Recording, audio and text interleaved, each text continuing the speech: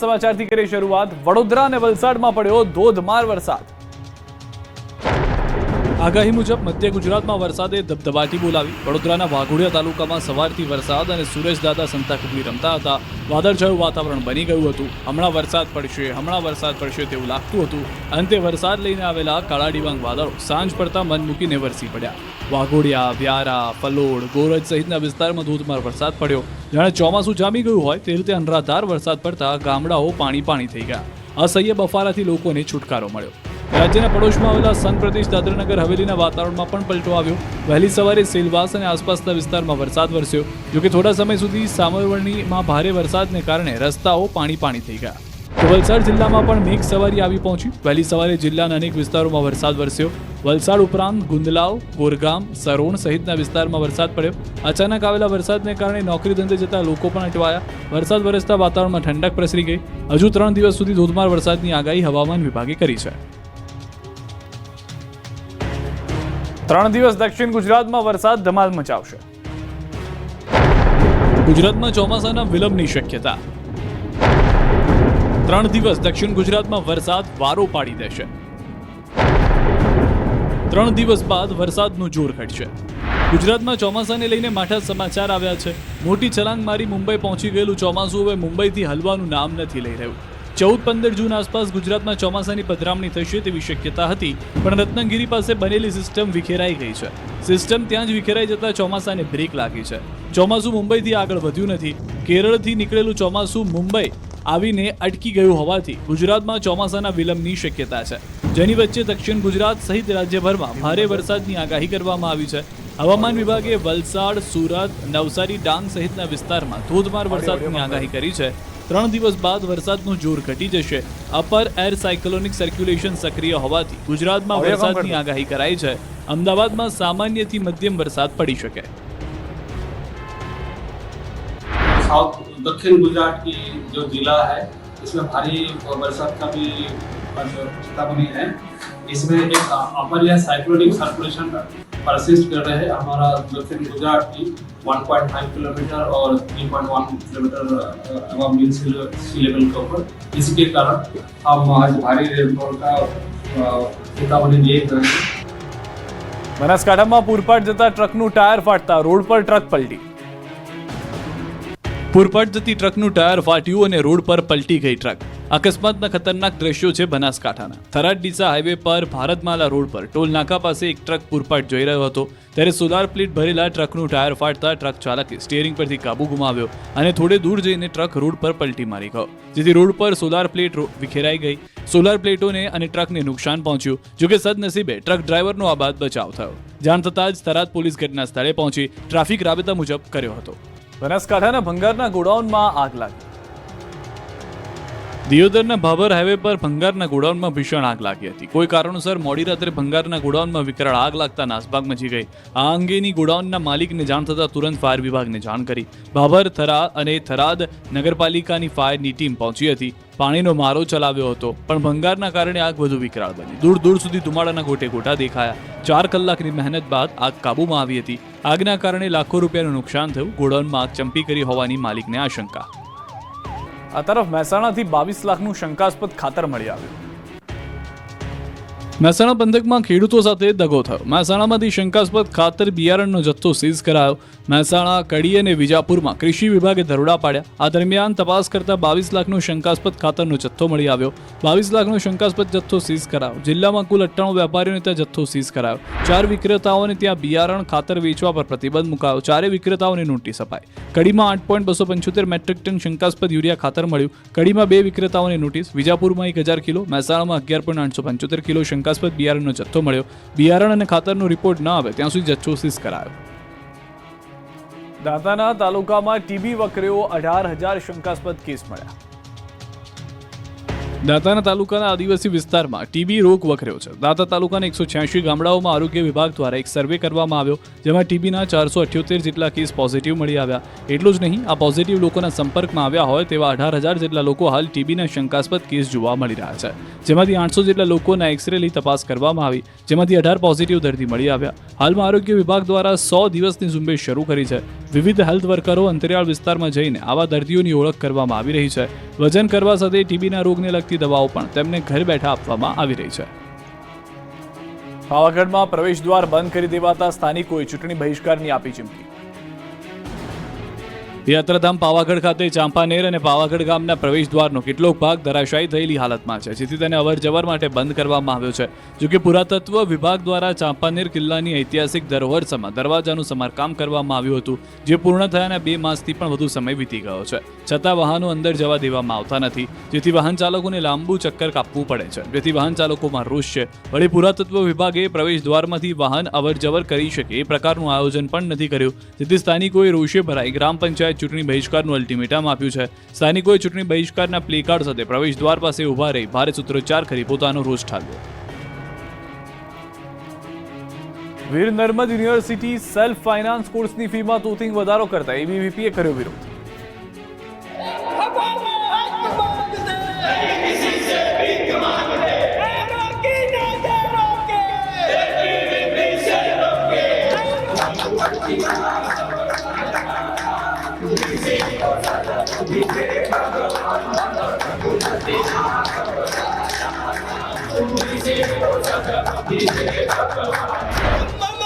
Vice ચાન્સેલરની office બહાર એબીવીપીના વિરોધનું કારણ છે એનએસજીયુ દ્વારા વિવિધ કોર્સની ફીમાં 20% તોતિંગ વધારો.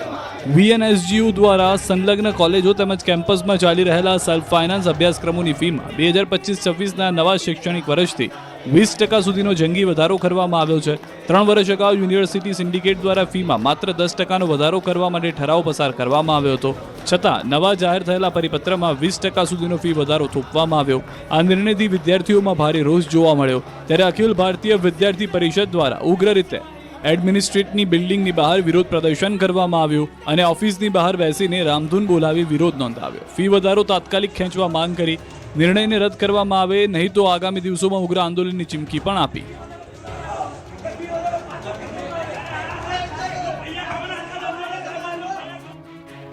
રાજકોટથી સમાચાર. લોકમેળાને લઈને મોટા સમાચાર. રેસકોર્સ ગ્રાઉન્ડમાં જ યોજાશે સૌરાષ્ટ્રનો સૌથી મોટો લોકમેળો.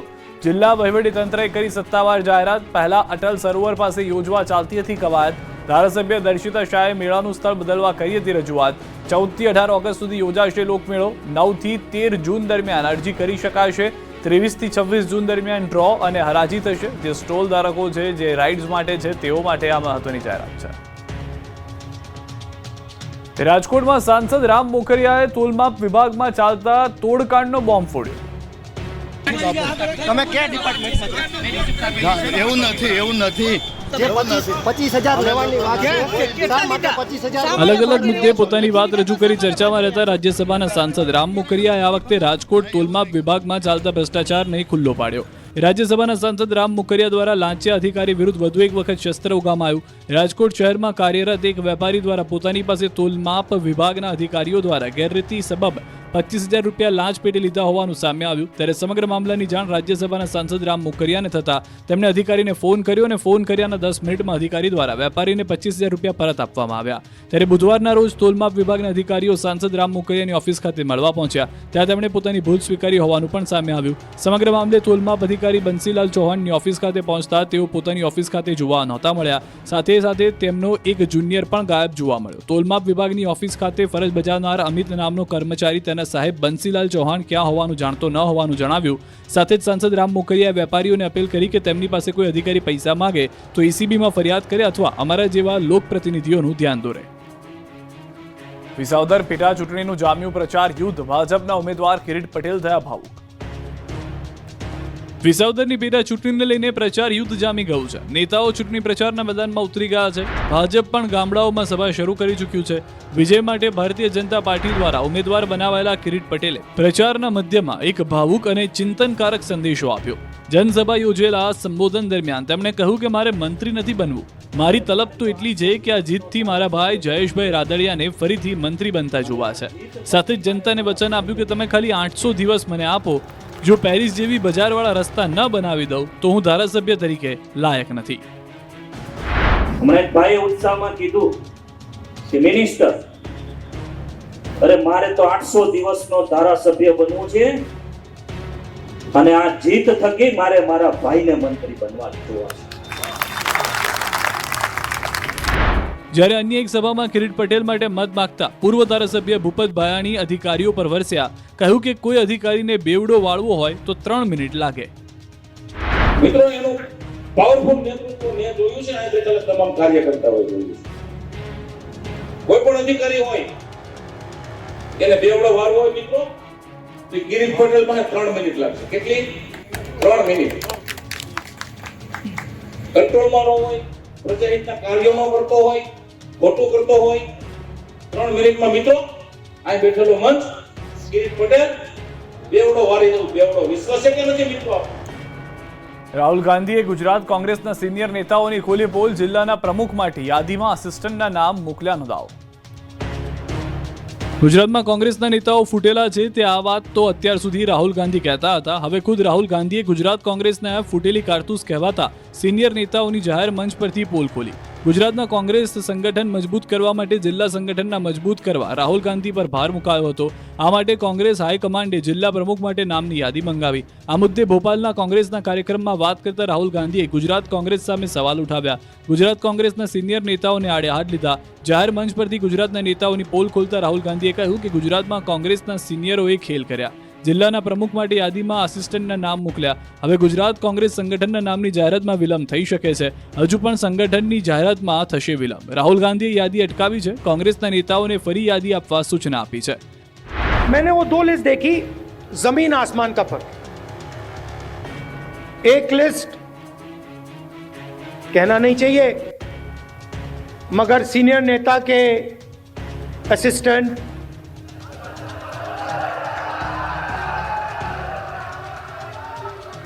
और दूसरी लिस्ट में पोटेंशियल फ्यूचर गुजरात की लीडरशिप.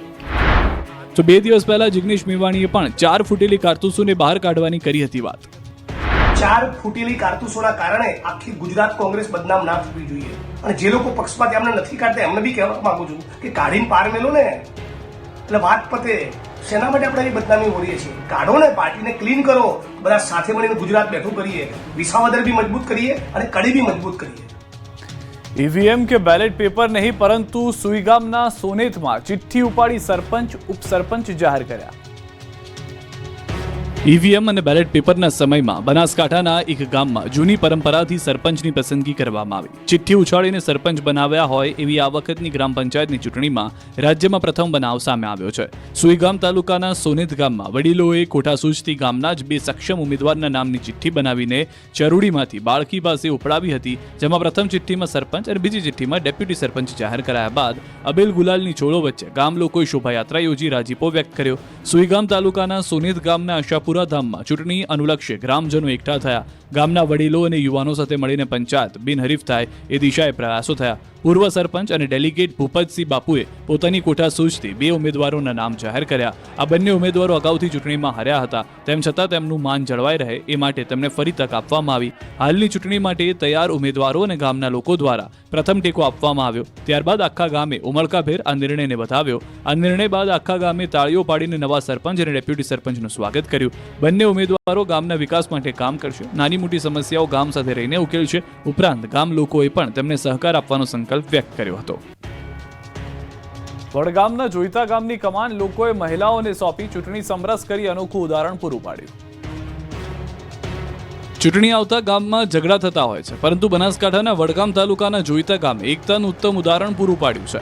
ગ્રામજનો એક થઈ ચૂંટણીને બદલે બહુમતીથી સમરસ કરી મહિલા સરપંચ ઉપસરપંચ અને સભ્યોની વરણી કરી અનોખું ઉદાહરણ પૂરું પાડ્યું. પહેલા જોઈતા ગામ અંધારિયા ગ્રુપ ગ્રામ પંચાયતમાં આવતું હતું. હવે અલગ થતા સૌ પ્રથમવાર જોઈતા ગામે ગ્રામ પંચાયતની ચૂંટણી યોજવાની હતી. સામાન્ય સ્ત્રી સીટ હોવાથી સમગ્ર જોઈતા ગ્રામજનોના સાથ અને સહકારથી જોઈતા ગ્રામ પંચાયતને સમરસ કરાઈ. સમગ્ર ગ્રામજનો દ્વારા મહિલાઓને સરપંચ, ડેપ્યુટી સરપંચ અને મહિલા સદસ્યોની વરણી કરતા સમગ્ર ગામમાં ખુશી છવાઈ. મહિલાઓને સુકાન સોંપી જોઈતા ગામનો વિકાસ થાય તેવી ખુશી વ્યક્ત કરી. મહિલા સરપંચ મંજુલાબા ચાવડાએ ખાતરી આપી કે ગામના વિકાસની સાથે સાથે ગામની એકતા અને ભાઈચારા સાથે રહીને ગામના વિકાસના જે કામો બાકી છે તે પૂરા કરશે. ભાવનગરના બોર તળાવની સફાઈ કરવાનું શરૂ. ભાવનગરના તળાવો ઊંડા કરવા માટે તંત્રે ચોમાસા પહેલા કામગીરી શરૂ કરી છે. ભાવનગર શહેરના બોર તળાવ 43 ફૂટ ઊંડું છે, પણ તેમાં કાંપનો ભરાવો થઈ જતા હાલ લેવલ 29 ફૂટ થઈ ગયું છે, જેમાંથી 15 ફૂટ તો કાંપ માટી ભરાયેલી છે, જેથી તળાવને ઊંડું કરવા માટે કોર્પોરેશનને કવાયત શરૂ કરી છે. તળાવો સહિતના પાણીના સ્ત્રોતમાં સંગ્રહ ક્ષમતા વધે તે માટે જેસીબી સહિતના મશીનો મૂકી માટીને કાઢવામાં આવી છે. ચોમાસા પહેલા ડિસલ્ટિંગ કરવામાં આવી રહ્યું છે. સુજલામ સુફલામ અંતર્ગત છેલ્લા 1.5 મહિનામાં બોર તળાવમાંથી 1800 ક્યુબિક મીટર તેમજ ખોડિયાર, નારી અને જાંજરિયા તળાવમાંથી 13,000 ક્યુબિક મીટર માટી કાઢવામાં આવી છે. સાથે કોર્પોરેશને લોકોને પણ સ્વખર્ચે વિનામૂલ્યે કાપ માટી મોરમ લઈ જવા અપીલ કરી છે, જેના કારણે તળાવની સંગ્રહ ક્ષમતામાં પણ વધારો થયો છે. રાજકોટમાં પ્રી મોન્સૂન કામગીરીના નામે તાઇફા થતા હોવાનો પર્દાફાશ. પાણી ભરાય જ છે અહીંયા, બરોબર. આ ગટરનું ઢાંકણા ખુલી જાય, બરોબર. આ માણસો આવક જવામાં તકલીફ પડે, બ્રેકો મારે એટલે સીધા પડી જાય. જ્યારે ચોમાસું આવે છે ત્યારે મોટું અડધી ડૂબી જાય છે. જો વધારે વરસાદ થાય છે ત્યાં સુધીનો વરસાદ થાય છે, પણ તંત્ર કઈ આ બાબતે કામગીરી કરતું નથી. ખોટા એવા તાઇફા કરે છે. નગરપાલિકા તરફથી કોઈ પણ જાતની કામગીરી થતી નથી. અહીંયા નથી ગટરો સાફ થતી, નથી કોઈ વસ્તુ સાફ થતી. રાજકોટ કોર્પોરેશનના અધિકારીઓ અને સત્તાધીશો ભલે જનતાને પ્રી મોન્સૂન કામગીરીના નામે મૂરખ બનાવે, પણ લોકોએ નેતાઓની પોલ ખોલી નાખી છે. રાજકોટમાં દર વર્ષે પ્રી મોન્સૂનના નામે કરોડો રૂપિયા વાપર્યા હોવાના દાવાઓ કરવામાં આવે છે, પણ ખરેખર જમીન પર કોઈ કામગીરી થતી નથી. આ વખતે પ્રી મોન્સૂનના નામે કરોડો રૂપિયાની મલાઈ ખવાઈ ગઈ હોવાનું ચર્ચાઈ રહ્યું છે, કેમ કે ચોમાસું નજીક આવી રહ્યું છે અને લોકોની સમસ્યા ત્યાંની ત્યાં જ છે. આ વખતે પણ રાજકોટ શહેરમાં પાણી ભરાવાની ચર્ચાએ જોર પકડ્યું. રાજકોટ શહેરના 20થી વધુ એવા વિસ્તારો છે કે જ્યાં ચોમાસા દરમિયાન પાણી ભરાય છે. આ સમસ્યાથી લોકો ત્રાહિમામ પોકારી રહ્યા છે. લોકો કહી રહ્યા છે કે તેઓ વર્ષોથી આ સમસ્યાનો સામનો કરી રહ્યા છે. રજૂઆત કર્યા છતાં પણ સમસ્યાનો કોઈ ઉકેલ નથી આવ્યો. ચોમાસું નજીક આવતા જ જાણે તંત્રના પ્રી મોન્સૂનના દાવા પોકળ સાબિત થયા હોય તેવા દ્રશ્યો સર્જાયા. માધાપર ચોકડી નજીક વોકળાઓની સફાઈ થઈ નથી. 150 ફૂટ રોડ પર આવેલી ગટરની જાળીઓ પણ બુરાયેલી છે. અનેક જગ્યાએ પાણીની પાઇપલાઇન માટે ખોદકામ કરવામાં આવ્યું છે. જૂના એરપોર્ટ વિસ્તાર નજીક પણ હોકળાની કોઈ જ સફાઈ કરવામાં નથી આવી. વળી મનપા દ્વારા લોકોને નોટિસ પાઠવી દેવાય છે. લાલુડી હોકરી વિસ્તારમાં નોટિસો પાઠવી દેવાય છે. 600 જેટલા મકાનોની નોટિસ પણ અપાઈ છે, જેનો સ્થાનિકો વિરોધ કરી રહ્યા છે. સ્થાનિકોના મતે તેમના વિસ્તારમાં પાણી ભરાવાની સમસ્યા નથી, છતાં નોટિસ પાઠવાય છે. સુરતમાં કોર્પોરેશન ઓપરેશન સિંદૂર સર્કલ બનાવવાનું વિચારી એ પહેલા જ કોઈએ બનાવી નાખતા વિવાદ. સુરત મહાનગરપાલિકા ઓપરેશન સિંદૂર થીમ સર્કલ બનાવવાનું વિચારે તે પહેલા જ કોઈએ મંજૂરી વગર ઓપરેશન સિંદૂરની થીમ પર ટ્રાફિક સર્કલ બનાવી નાખતા વિવાદ થયો. અડાજણમાં રાતોરાત રસ્તાની વચ્ચોવચ કોઈની મંજૂરી વગર ટ્રાફિક સર્કલ બનાવી નાખવામાં આવતા હવે કોર્પોરેશન પણ ગોથે ચડ્યું. કેમ કે સુરતના સાંસદ મુકેશ દલાલે સુરત મહાનગરપાલિકાના કમિશનર શાલિની અગ્રવાલને પત્ર લખી અડાજણ રાંદેર વિસ્તારમાં ઓપરેશન સિંદૂર ટ્રાફિક સર્કલ બનાવવાની રજૂઆત કરી હતી. અડાજણમાં પ્રાઇમ આર્કેડ પાસે બનાવવાનું કહેવાયું હતું, પરંતુ અહીં કોઈ બીજો રોડ પર રાતોરાત ઓપરેશન સિંદૂરની સફળતા અંગેનું સર્કલ બનાવી દેવાયું. જાહેર રોડની બિલકુલ વચ્ચે સૈન્ય વિમાનની પ્રતિકૃતિ અને ઓપરેશન સિંદૂરના નામ સાથે સર્કલ તાણી દેવાયું. ત્યારે આ સર્કલની મંજૂરી લેવામાં આવી છે કે નહીં તે પણ સવાલ ઊભો થયો છે. જામનગર, ભુજ અને નલિયામાં ગરજ્યા રાફેલ, સુખોઈ 30 અને જગવાર. ગુજરાતના કોસ્ટલ વિસ્તારમાં ફરી એકવાર ગરજ્યા રાફેલ, સુખોઈ 30 અને જેગવાર સહિતના ફાઇટર પ્લેન. ઓપરેશન સિંદૂર બાદ પ્રથમવાર એરફોર્સ ભુજ, નલિયા અને જામનગરમાં યુદ્ધાભ્યાસ કર્યો, જેને લઈને જામનગર, ભુજ, નલિયા એરબેઝ વિસ્તારમાં નોટમ જાહેર કરવામાં આવ્યું હતું. અહીં એર ડિફેન્સ સિસ્ટમ રડારને એક્ટિવ કરાઈ અને એરક્રાફ્ટ યુદ્ધાભ્યાસમાં જોડાયા. ગુજરાત બોર્ડર પરના આકાશમાં રાફેલ, સુખોઈ 30 અને જેગવાર જેટ સહિતના અગ્રણી લડાકુ વિમાનોએ કરતબો દેખાડ્યા. દુશ્મનો પર વિમાનથી કેવી રીતે સટીક હુમલો કરી શકાય તેનું પરીક્ષણ કરાયું. બપોરે 3 વાગ્યાથી શરૂ થયેલો યુદ્ધાભ્યાસ રાત્રે 9 વાગ્યા સુધી ચાલશે.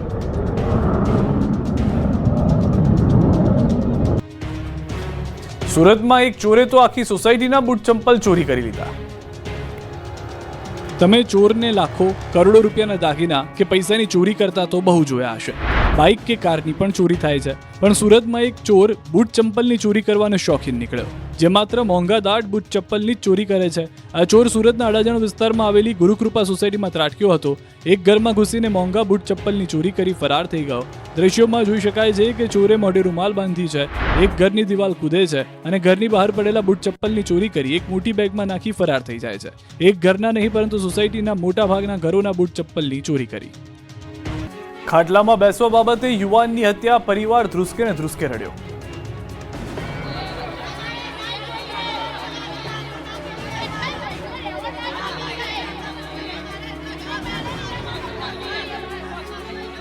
કોઈએ પુત્ર ગુમાવ્યો, કોઈએ લાડકવાયો ભાઈ, કોઈએ પતિ ગુમાવ્યો તો કોઈએ ભત્રીજો. જ્યારે અમદાવાદમાં એક યુવાનની નજીવી બાબતે હત્યા થયા બાદ પરિવાર કંઈક આ રીતે ધ્રુસકે ને ધ્રુસકે રડવા લાગ્યો.